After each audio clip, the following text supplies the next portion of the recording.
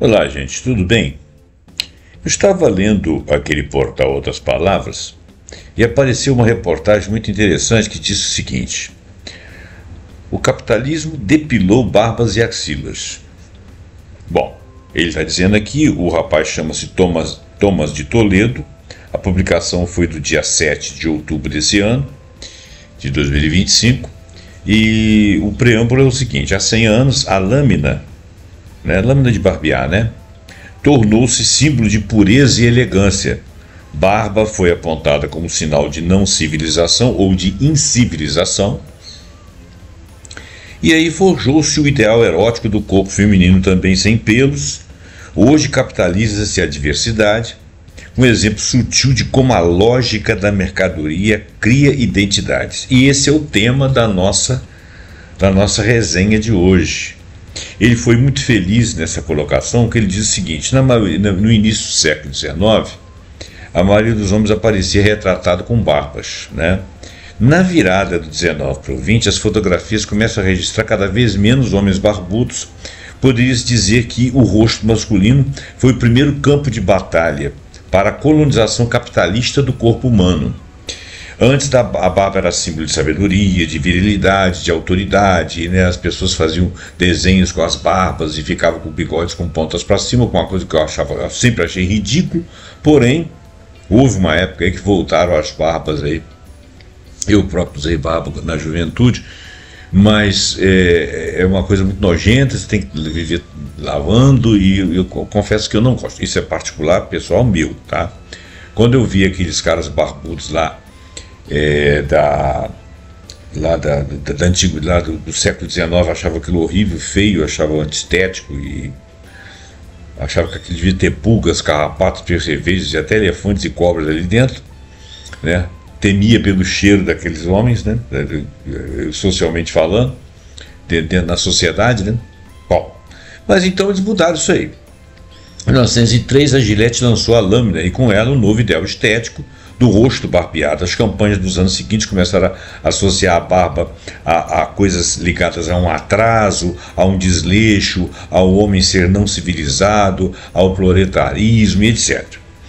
Já em 1915, o próprio exército estadunidense distribuiu lâminas a soldados da Primeira Guerra Mundial para acabar associando o rosto barbeado com disciplina militar, com higiene, com a masculinidade moderna. Então, barba tinha caído em desuso. Quando a guerra terminou, isso foi fato durante muitos anos. Eu nasci sob a égide de rostos lisos em 1950 e poucos. O cara tinha cabelo cortado curtinho, e tipo reco mesmo, e sem barba, Quando a guerra terminou, Primeira Guerra, o hábito estava consolidado. Fazer a barba virou um ritual diário e o homem barbeado, um símbolo de cidadão produtivo, de higiênico, respeitável. A publicidade havia disciplinado o corpo através do consumo. Não só a Gillette, a lâmina de barbear fazia sucesso, como começaram a aparecer os barbeadores elétricos depois, para você poder fazer aquela barba e ficar com ela rasa todo dia, embora aquilo não fosse garantir de uma barba bem feita. Mas o lucro tinha limites. Se os homens já compravam lâminas por aceitar essa nova necessidade, tinha que acrescentar no mercado aquela outra fatia da humanidade que chama-se mulher, E em 1915 a Gillette lançou o Lady Décolleté, a primeira lâmina feminina, e assim iniciaram-se as transformações culturais mais profundas do século. O corpo feminino passou a ser reconfigurado pela lógica do mercado. As revistas femininas como Harper's Bazaar, Ladies' Home Journal e McCall's começaram a publicar anúncios ligando os pelos femininos a uma certa falta de cuidado pessoal, a uma certa vergonha social. Quer dizer, determinaram um sentido para aquela existência, e aquilo ali começou a mudar de configuração no corpo das mulheres. A publicidade apresentava a depilação como liberação. A mulher moderna, a mulher elegante e a mulher desejável era aquela que não tinha pelos. Em 1922, um artigo da Harper's Bazaar dizia explicitamente que os pelos visíveis nas axilas e nas pernas devem ser removidos. Não se trata apenas de higiene, mas de status. Hoje isso está voltando aí, depois de mais de um século. Algumas mulheres rompendo barreiras e brigando e discutindo e achando ruim que tem que ficar depilando. A gente continua achando esquisito, né? Mas de fato é um direito, não é verdade? Mas de fato é uma questão estética, porque nós convivemos muitos anos com aquela estética imposta ali. Hoje, quando aparece diferente, você estranha. Não é uma questão de certo e errado. Talvez uma questão de gosto. Mas a questão que nós estamos tratando aqui é o seguinte: entre certo e errado, gosto sim, gosto assado, o fato é que resolveram vender Gillette e disseram que as mulheres e os homens tinham que ter a barba feita e as mulheres tinham que ser depiladas. E o sucesso então foi total, a vergonha foi naturalizada e um novo padrão de beleza se impôs. O corte das barbas masculinas e a depilação feminina tornaram-se não uma escolha, mas uma exigência cultural. A partir daí, o avanço sobre os pelos femininos não parou. A mesma indústria cosmética que patrocinava revistas masculinas como Playboy e Penthouse seguiu desmatando os pelos femininos como o agronegócio avança sobre florestas em nome da expansão das fronteiras agrícolas. O desmatamento estético acompanhou a lógica colonial. O corpo feminino e o rosto masculino se tornaram territórios de conquista, de exploração e de extração de riqueza. E é esse ponto que eu quero bater. O território dos corpos tornaram-se territórios de conquista, exploração, extração de riqueza. E, acima de tudo, domesticação simbólica. Nós vamos falar disso tudo, do processo de fazer com que a ideologia dominante pareça natural. Eu não vou continuar lendo, a reportagem dele está muito bem feita, muito bem escrita, me deu uma grande ideia e eu vim pesquisar e achei aqui outras coisas para a gente falar. Muito bem, então o que rolou? A gente estava falando, nós estamos falando então. Oh, meu Deus do céu, toda hora eu saio do lugar onde é que eu quero estar aqui. Desculpa, tá? Eu estou atrasando aí nosso início. Vamos lá. Como é que se chama a nossa matéria? Nossa matéria chama-se A Lógica da Mercadoria Criando Identidades. Um subtítulo seria: O ser é reduzido ao catálogo de consumo, que é exatamente isso. Só que nós vamos falar de uma maneira mais filosófica, mais sociológica, mais antropológica, mais crítica, né? Como uma crítica social e analítica, porque aquela reportagem ela resume bem tudo isso que nós vamos discutir aqui. A lógica da mercadoria ela tem sido a força estruturante, olha bem, ela tem sido a força estruturante da sociedade contemporânea sob o regime do capitalismo de consumo. Temos um exemplo imenso aí. Ela transcende a esfera da produção, do comércio e infiltra-se na própria constituição da identidade individual e social. Nesta dinâmica, o mercado apenas opera como prioridade singular e negociável, ou seja, o lucro acima de tudo, muitas vezes desconsiderando as questões éticas ou as consequências sociais das suas ações, porque o lucro está acima de tudo. Tem um mercado invisível que diz: o lucro está acima de tudo. Vamos tornar a realidade a nosso favor, porque precisamos do lucro. Quem precisa do lucro? O mercado. Quem que é o mercado? Meia dúzia de pessoas. A questão central que emerge é como o ter, né, que seria a posse das mercadorias, suplantou o ser, que seria a autenticidade e o valor intrínseco humano, social, pessoal, particular, como medida de valor humano. Então, o ter suplantou o ser como medida de valor humano. E quando o ter suplanta o ser, o que rola? Bom, a identidade é outrora um edifício construído sobre alicerces como tradição, comunidade, religião, ofício e relações familiares, o que não necessariamente é bom, é correto, é melhor, é o mais lindinho de tudo, mas era assim que era alicerçado. Nas tradições, né, as civilizações iam passando, as coisas iam ficando tradicionais, algumas coisas funcionavam sempre assim, os gostos comunitários das comunidades, as religiões que influenciavam pontos de vista, maneiras de proceder, os ofícios das pessoas, né, as relações familiares, a maneira como se estabeleciam as famílias, isso aí dava a identidade do sujeito. E sofreu com o capitalismo do consumo tardio uma profunda e radical transformação. O eu, aquele eu pessoal seu, aquele que você é, tornou-se um território a ser colonizado pela lógica da mercadoria, um espaço onde o mercado atua de forma direta, por vezes predatória, mas sempre com a finalidade última e inabalável de chegar ao lucro. Então, essa ação intencional em sua estratégia, mais frequentemente indiferente em suas consequências sociais, redefine a própria noção de existência, substituindo a pergunta filosófica quem eu sou pela pergunta mercadológica o que eu tenho, porque o que eu tenho define aquilo que eu sou para os outros e não para mim mesmo. Quando o mercado governa, o que rola? Ora, neste mundo, a lógica da mercadoria, seu valor de troca, sua estética, sua capacidade de significar status ou significar pertencimentos, ultrapassa o simples papel de satisfazer necessidades materiais para moldar subjetividades ou moldar identidades. O capitalismo do consumo, sobretudo a sua fase mais recente e globalizada, transformou bens e serviços em símbolos culturais, sociais e psicológicos. A mercadoria deixou de ser um meio e passou a ser um fim em si mesma. Nesta lógica, ser alguém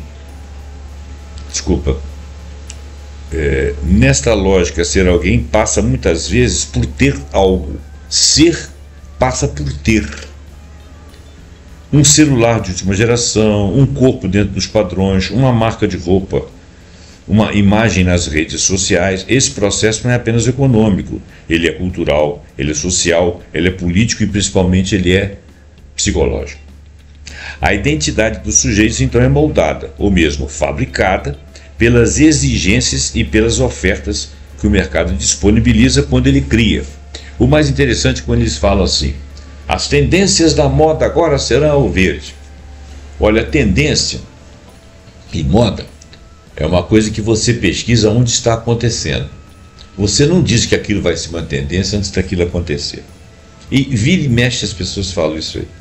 Teve até um programa que eu fiz há muito tempo atrás, em que uma escritora disse que em algumas mostras de fashions, né, de moda, as pessoas ficavam do lado de fora para ver as tendências, porque do lado de dentro é aquilo que era ditado pelas grandes cabeças pensantes lá que faziam os designs.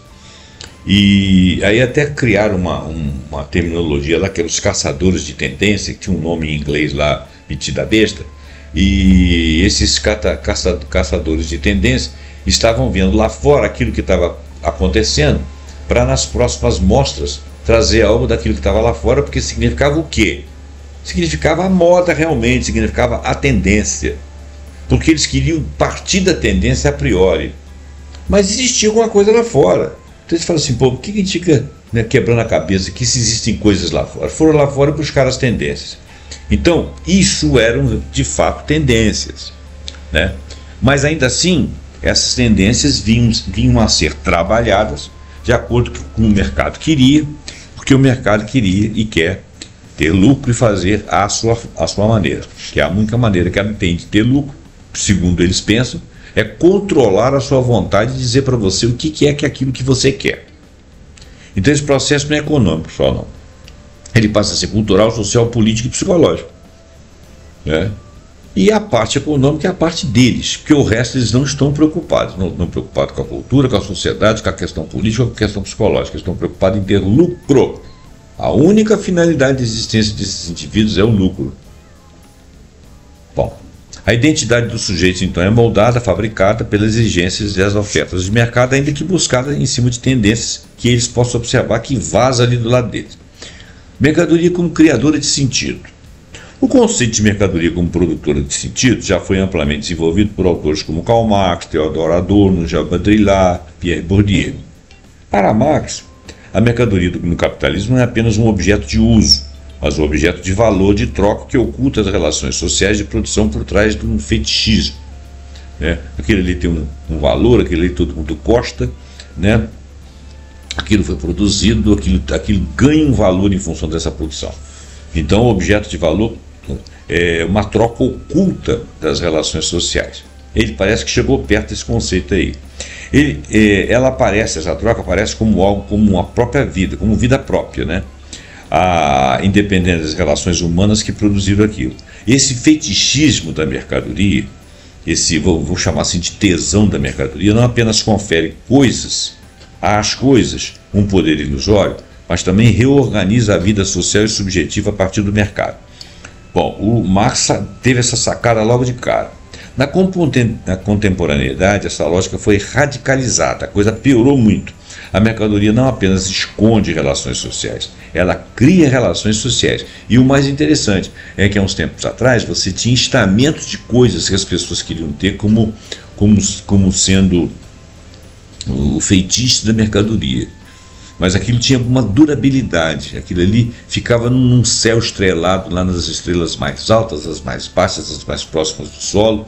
Hoje essa troca é muito rápida e isso aí está configurando uma certa confusão.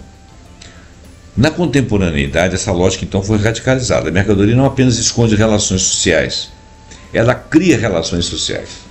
Antes ela criava também, mas pelo menos ela ficava ali e você tentava atingi-la. Hoje ela vem até você e mobiliza as populações. Cria status, ela cria pertencimento, ela cria autoestima ou baixa autoestima, e ela cria até verdades sobre quem somos, como se aquilo pudesse nos definir.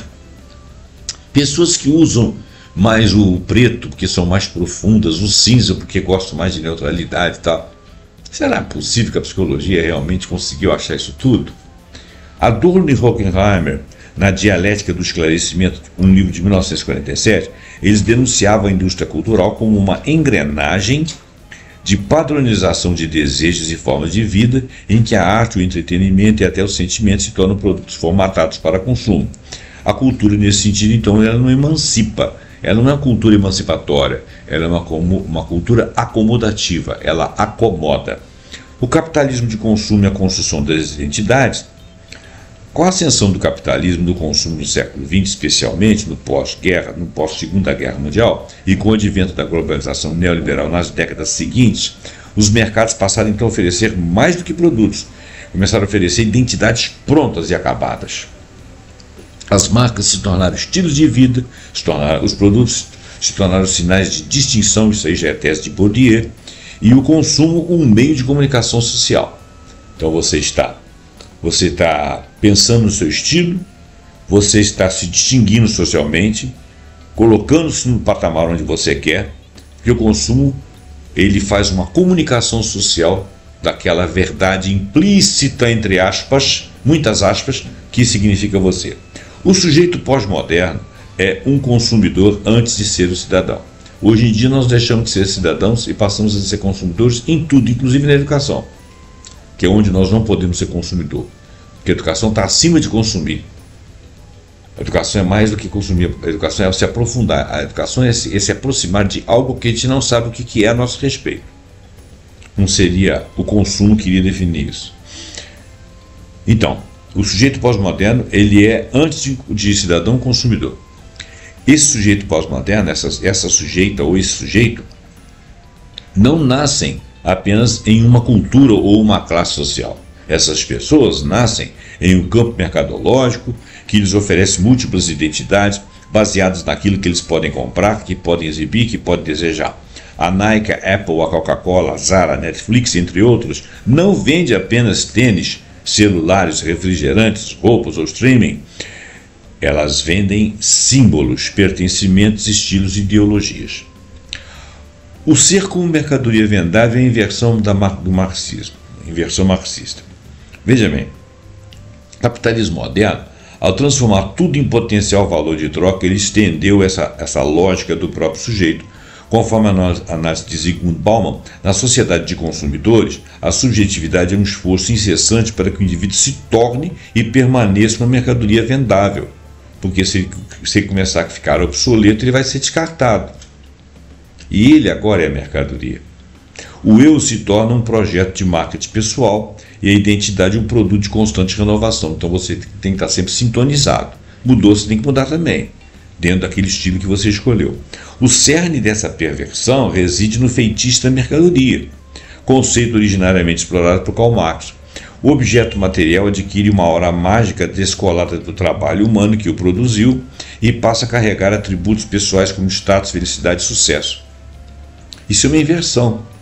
Ele já traz isso. Você não vai, através dele, chegar a isso.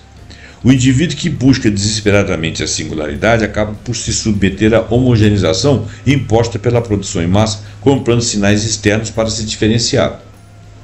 E nem sempre conseguindo, porque todos estão comprando sinais.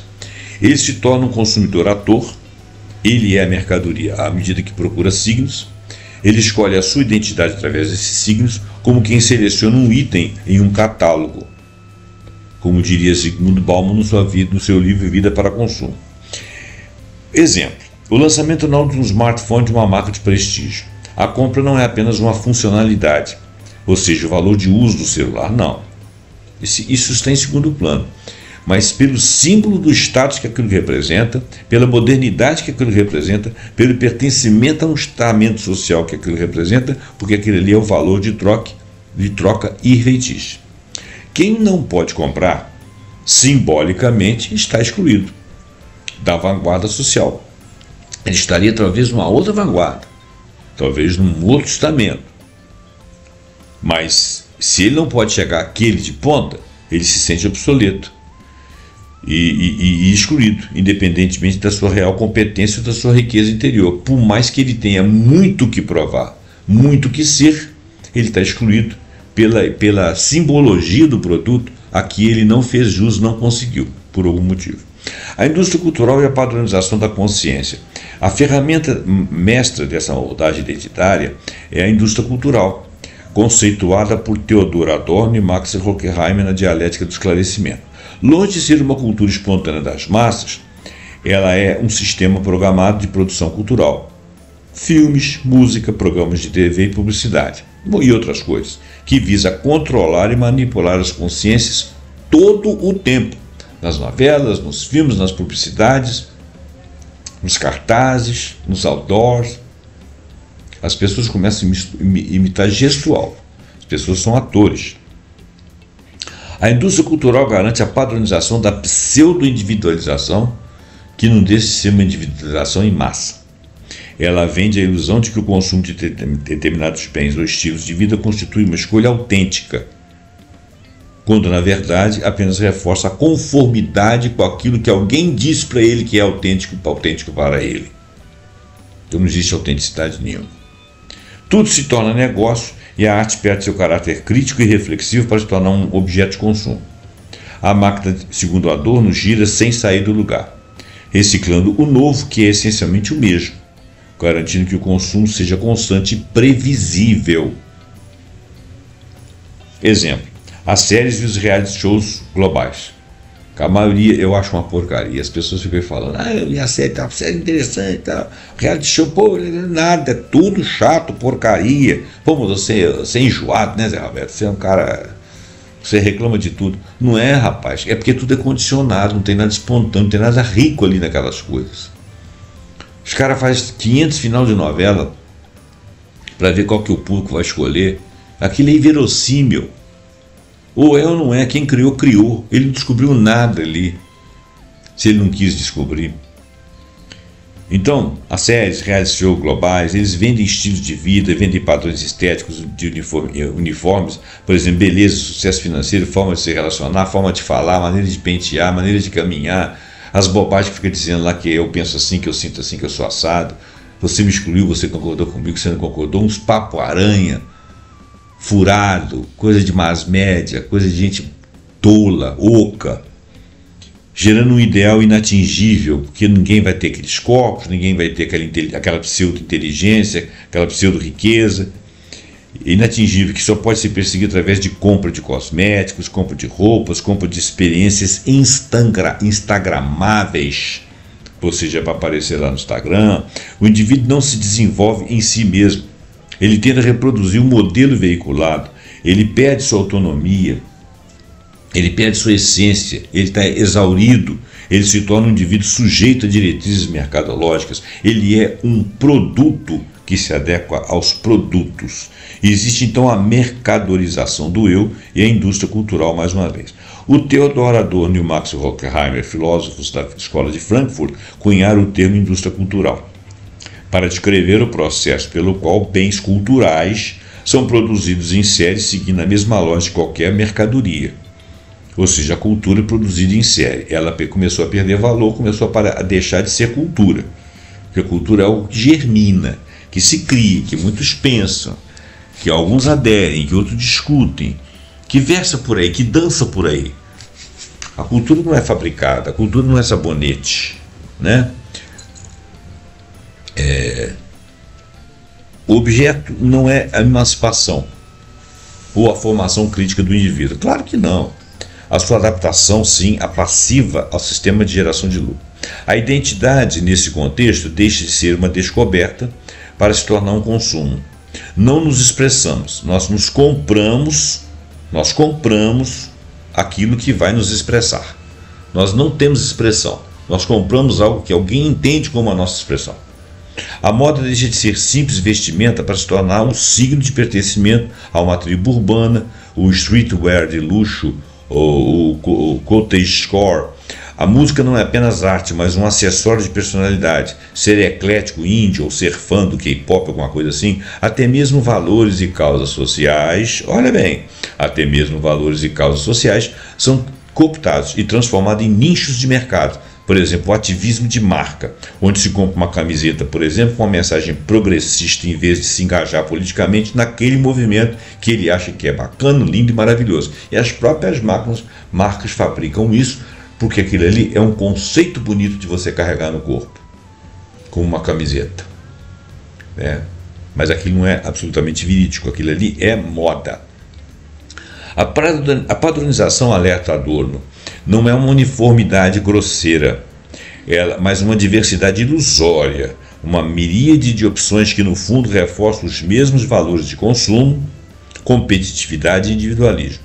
Como escreveu Zygmunt Bauman em Vida para Consumo, a identidade é revelada e confirmada não para aquilo tanto que é de fato, mas pelo pacote de mercadorias que exibe. Então tudo são pacotes de mercadorias.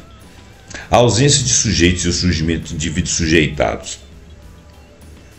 Nesse processo, ocorre um fenômeno paradoxal. A aparente exaltação do indivíduo, da individualização, mascara a sujeição desse indivíduo. Nós nos tornamos players, ou seja, jogadores, apenas na superfície. Nós não estamos jogando por nada, porque nós não temos nenhum poder. Nós tornamos-nos players, entre aspas, escolhendo entre marcas e estilos de vida pré-fabricados. Ou seja, você não é player, você escolheu estar dentro de um lugar de comandados. Como se você estivesse jogando, mas não é você que está jogando. No entanto, a essência, somos indivíduos sujeitados, e isso sim, não somos players, somos sujeitados. E às oscilações das demandas do mercado, que pode mudar radicalmente, inclusive excluir. Não há um sujeito central maligno, não há um capitalista em uma sala fumegante, mas sim uma máquina sistêmica que o capitalista está por trás, quieto e ausente. Ninguém o vê, mas comandando. Impessoal. Essa máquina é sistêmica, impessoal e autônoma. Ela prioriza a acumulação acima de tudo, inclusive acima da ética. A publicidade é o braço ideológico dessa máquina.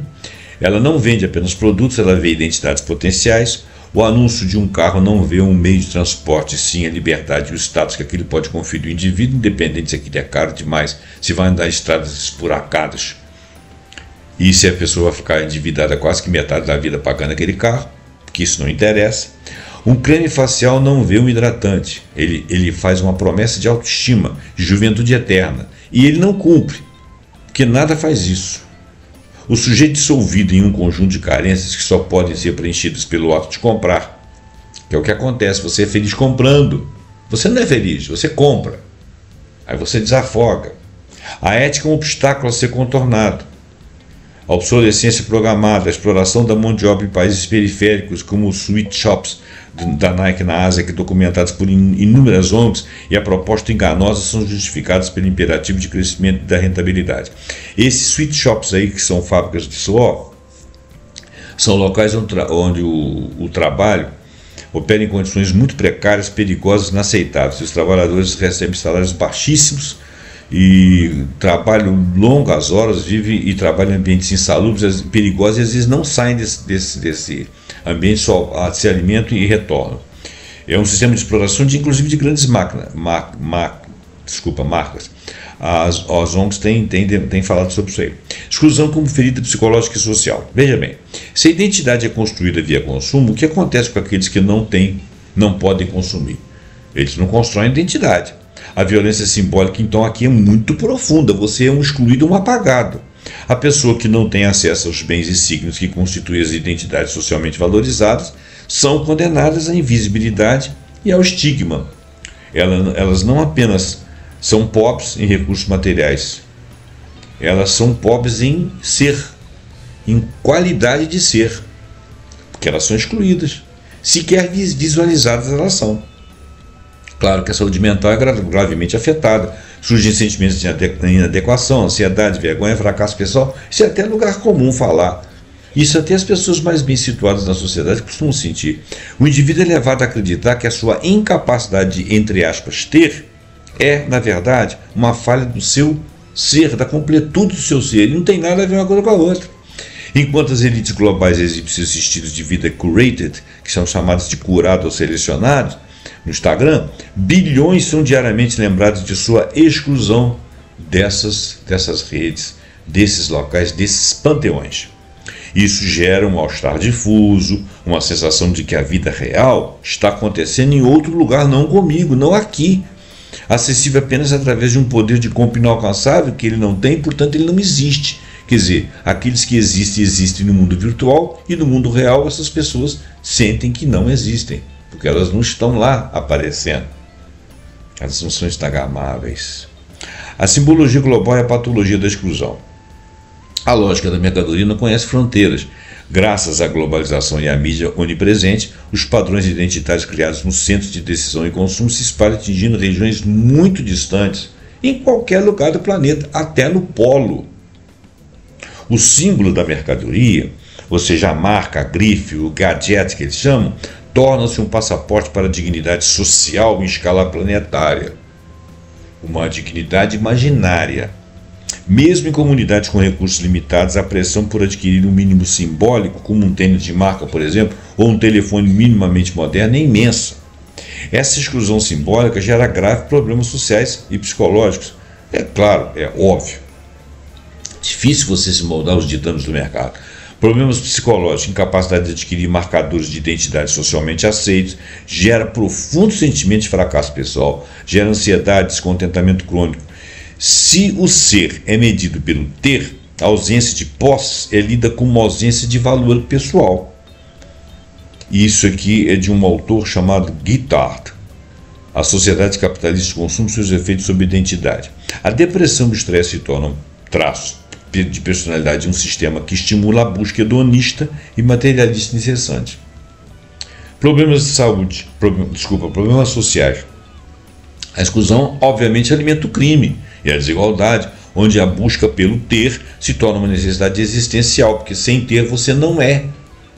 A distinção entre classes não é apenas material, mas é profundamente simbólica e identitária. Eu não existo se eu não consigo ter minimamente aquilo daquela classe. Não precisa que alguém me diga que eu não sou daquela classe. Eu sumo se eu não consigo aquela simbologia, aquela identidade. A pobreza não é apenas a falta de dinheiro, é uma impossibilidade de participar culturalmente, que define o que é ser humano no século XXI.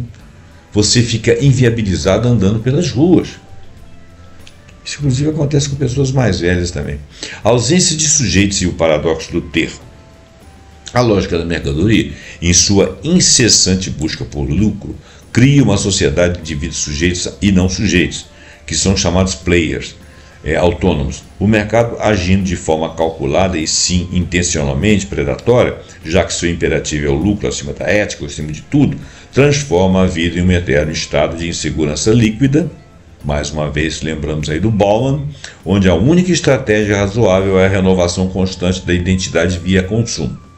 A inversão do ser pelo ter é um triunfo máximo dessa lógica. A identidade autêntica, baseada na reflexão, na ética e nas relações profundas, é esmagada pela identidade da vitrine, baseada na superficialidade da posse. O resultado é um indivíduo alienado de suas verdadeiras necessidades, constantemente insatisfeito, paradoxalmente uniformizado, embora lhe seja vendida a ideia de que é único e que é livre. Ostentar algo que se tem te confere uma liberdade ilusória.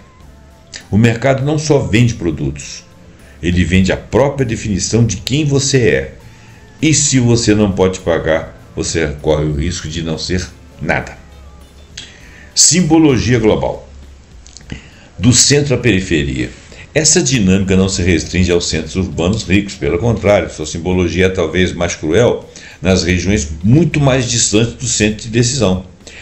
Em aldeias rurais, por exemplo, na África ou mesmo na Ásia, onde o acesso à água potável pode ser um desafio, o jovem vê um comercial de refrigerante como promessa de um estilo de vida moderno, descolado, que ele não vai chegar lá. A lata de refrigerante não é um líquido açucarado, é um símbolo de ocidentalização e ascensão.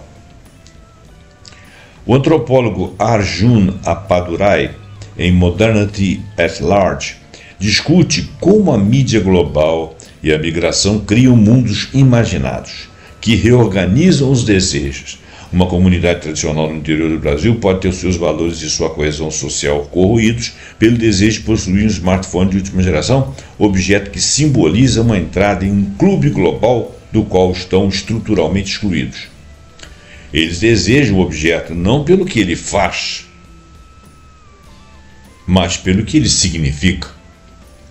A lógica da mercadoria homogeneiza, é isso mesmo, os desejos, criando um imaginário unificado, mas ao mesmo tempo fragmenta a sociedade entre os que podem realizar desejos e os que não podem realizar os mesmos desejos.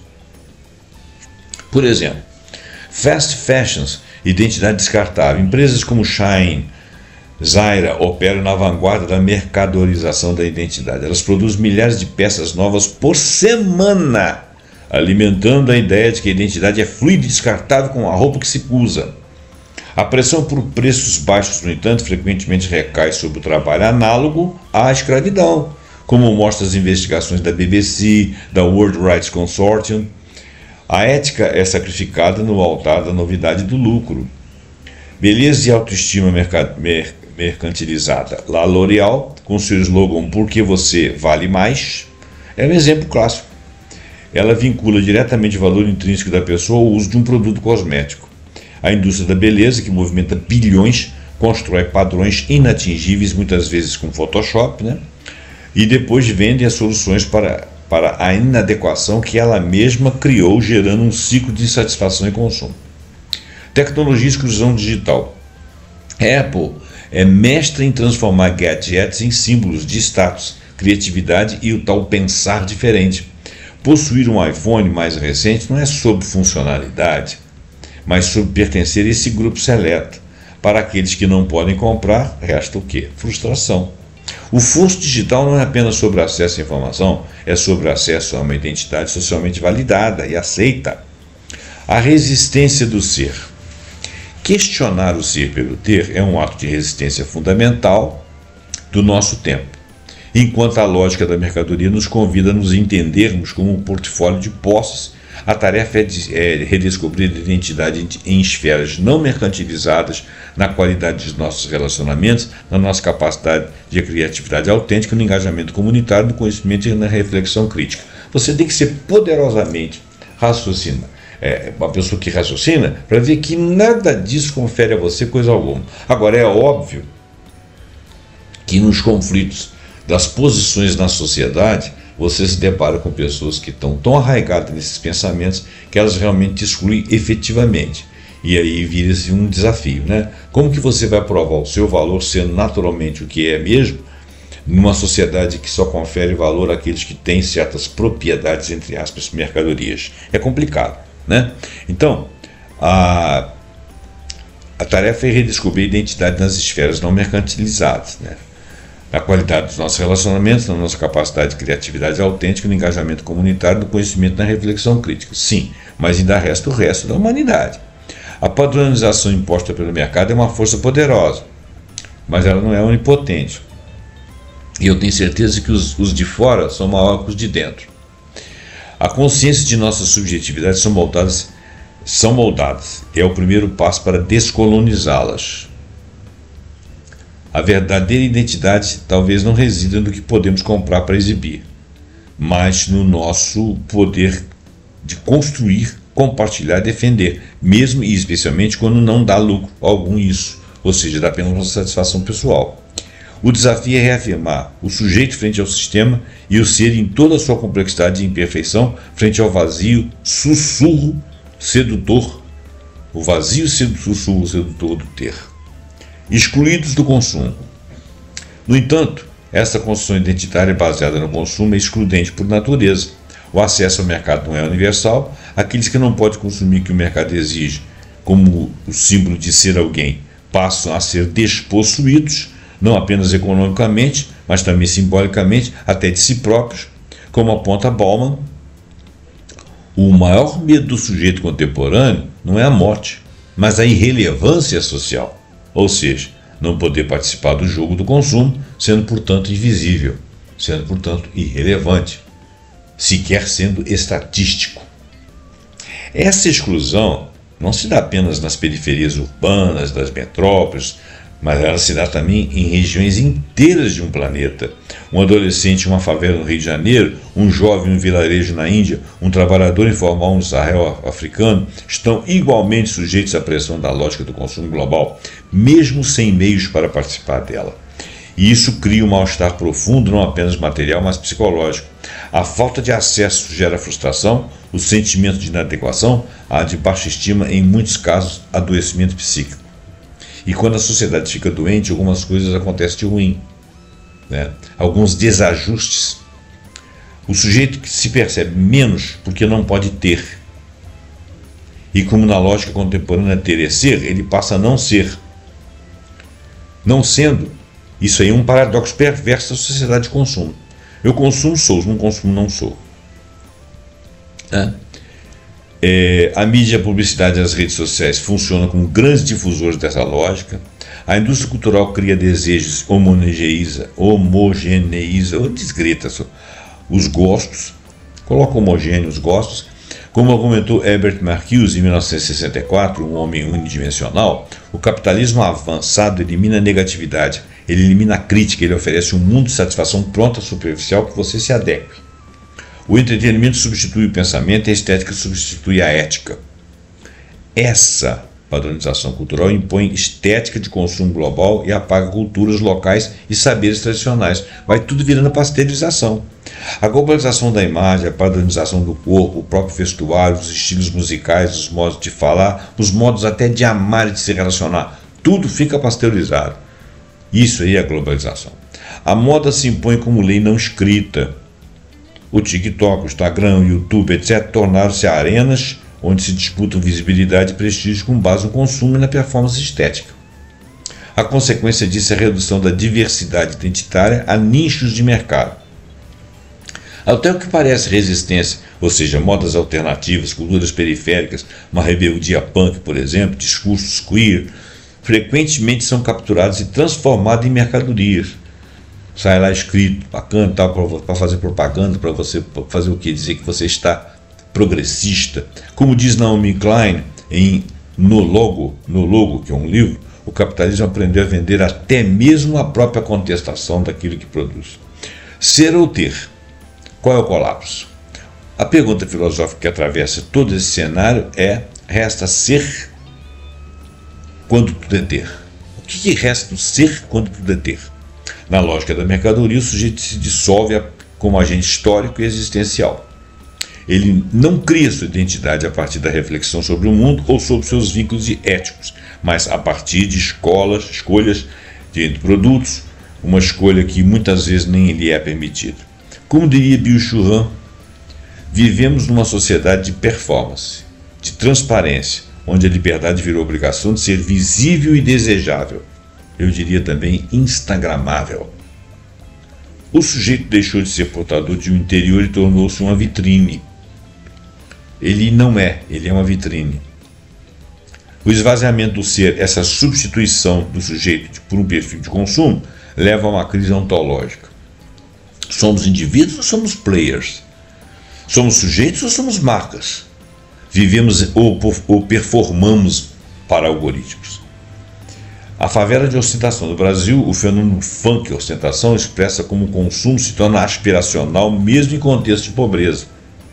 O jovem da periferia almeja o tênis de marca, o carro rebaixado, a moto potente.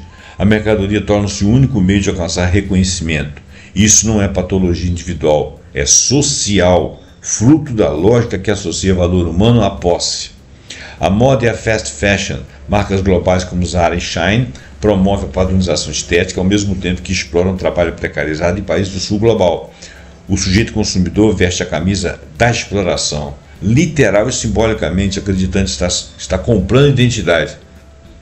Influencers digitais, jovens de todo o mundo, inclusive em regiões distantes dos grandes centros, buscam ser influenciadores. Porém, sem recursos para isso, vivem entre a angústia de não conseguir alcançar padrões inalcançáveis e a idealização de uma vida que não possuem. Muitos acabam vivendo em dívida com depressão. E turismo cultural. Povos originários como os Masai no Quênia ou comunidades andinas são muitas vezes folclorizados por agradar o turismo ocidental. Sua cultura é transformada em produto. Eles não são mais sujeitos de uma tradição, eles são parte de uma experiência consumível e, que é pior, preparem-se para serem descartados. Considerações finais dessa nossa lógica. A lógica da mercadoria, então, invadiu todos os aspectos da vida social, criou a própria noção de identidade contemporânea. O sujeito moldado pelo mercado é ao mesmo tempo produtor e consumidor, é ao mesmo tempo seduzido e descartável. A ética se submete ao marketing, a diferença é diluída pela padronização, a liberdade é substituída pela escolha, entre outras mercadorias. É preciso repensar esse modelo que organiza a nossa forma de ser no mundo, retornar à ideia do sujeito como um agente ético e não como um sujeito consumidor, sujeitado, valorizar culturas locais, identidades plurais, modos de vida alternativos, recuperar o ser como possibilidade de autonomia e não como reflexo do que se tem ou se ostenta. Pois, como diria o filósofo Martin Buber, o homem se torna o eu no encontro com o outro e não no espelho da vitrine. Muito bem, gente. Achei esse tema muito interessante. Espero que você tenha gostado. Deixa seu like, deixa o seu comentário, traga exemplos se você lembrar, verifique se você concorda, o que você discorda. Compartilhe esse vídeo para que mais pessoas possam opinar. Assine nosso canal se você for novo por aqui. Muito obrigado pela sua atenção. Até o próximo programa pontuando com algum assunto que nós acharmos muito interessante. Até lá.